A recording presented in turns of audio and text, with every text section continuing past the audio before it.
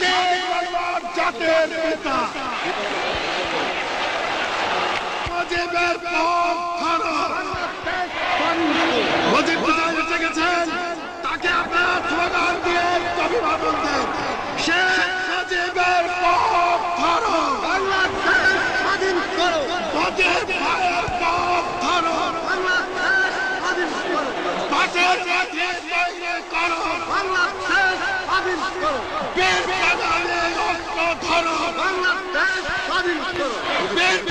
আপনারা জোরে জোরে বলেন, আমার দেশ তোমার দেশ, আমার দেশ তোমার দেশ, বাংলাদেশ স্বাধীন করো, স্বাধীন করো। বাংলাদেশ স্বাধীন করো।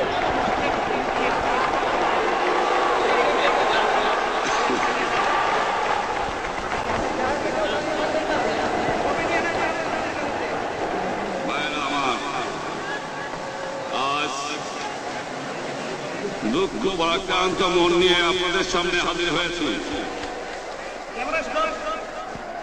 আপনারা সবই জানেন এবং বোঝেন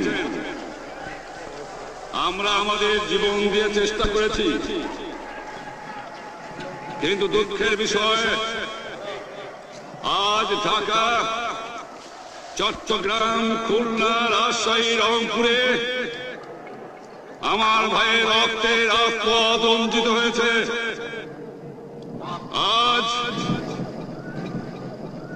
বাংলার মানুষ মুক্তি চায়, বাংলার মানুষ বাঁচতে চায়, বাংলার মানুষ তার অধিকার চায়।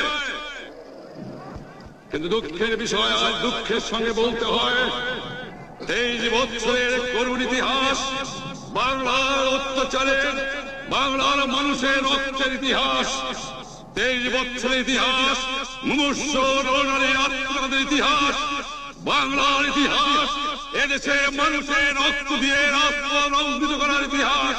1952 সালে রক্ত দিয়েছি, 1954 সালে নির্বাচনে জয়লাভ করেও আমরা বইতে বসতে পারি নাই। 1958 সালে আইয়ুব খান মার্শাল ল জারি করে 10 বছর পর্যন্ত আমাদের গোলাম করে রেখেছে।